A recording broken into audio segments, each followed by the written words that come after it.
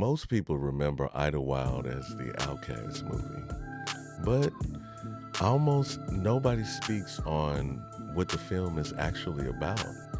Because at its core, it's a film about black genius trapped between performance and freedom. And once you see that, the entire movie changes. Now, when Idlewild arrived in 2006, audiences didn't quite know what to do with it. The culture was in a different place. Hip hop was becoming corporate. MTV was still dominant, and the ringtone era was exploding, right? Celebrity culture was like becoming more important than artistry, and commercial success was increasingly becoming the measure of value.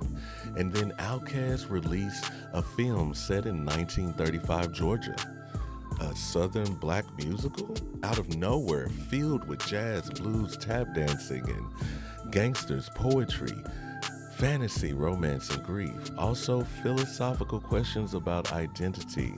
And it almost as if the film had arrived from another timeline, because while you feel much of the popular culture was asking, how do I become famous? Idlewild was asking something much deeper. How do I remain free after becoming famous? And that question sits at the center of the entire film, strangely enough. And it also sat at the center of OutKast's career. See, most people think Rooster and Percival were simply characters. They're not.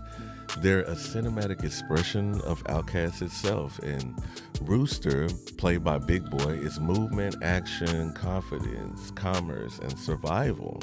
Then there's Percival, that's played by André 3000. He is reflection, art, sensitivity, dreaming, and transformation. And together, they form a complete human being, like one that lives outwardly, the other inwardly. One masters the world, the other searches for meaning.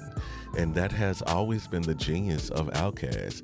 Their greatest music wasn't created because Andre and Big Boi were similar. It was created because they were different. And Idlewild transforms the creative tension into narrative.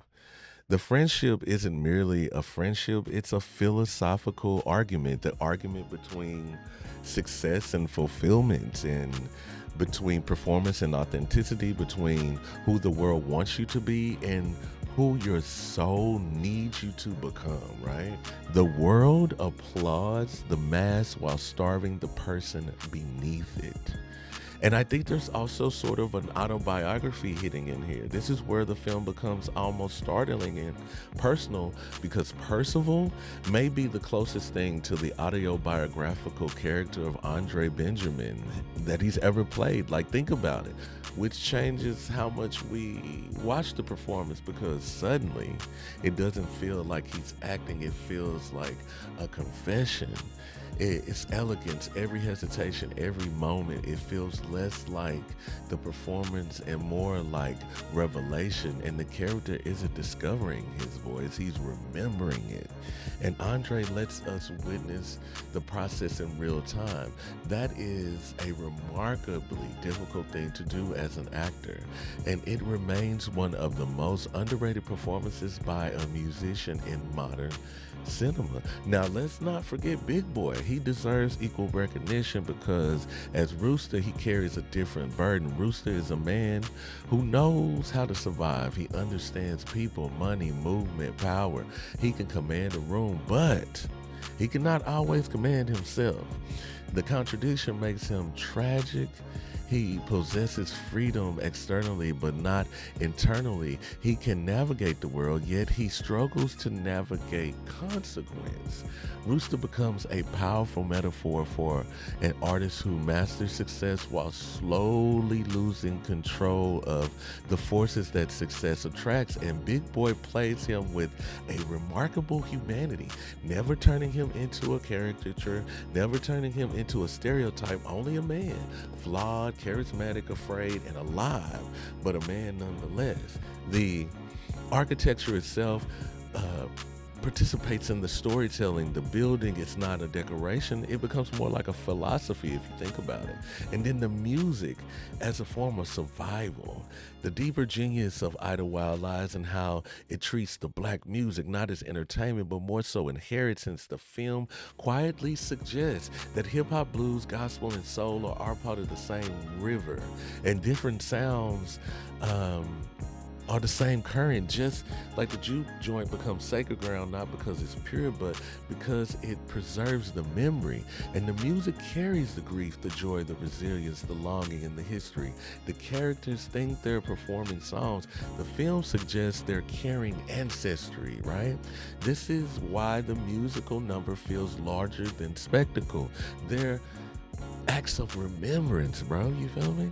This is why Idlewild remains so misunderstood. People saw a musical, but the film was really asking, can black genius survive commercialism? Can art remain free after becoming profitable? Can a person remain authentic after becoming successful? So, because Idlewild ultimately understands something many filmmakers never do, and it's the greatest prison is not failure. It is becoming successful at performing a version of yourself that you forget who you really are. And that's why Idlewild matters. Not because it predicted the future, but because it diagnosed the human condition, one that artists and dreamers and musicians, visionaries, everyone still struggles with today. Some films entertain, and some films inspire, and some films become artifacts. Idlewild became a question, and we're still trying to answer it today. I'm Aaron C. Butler, and this is Movie Night Bae.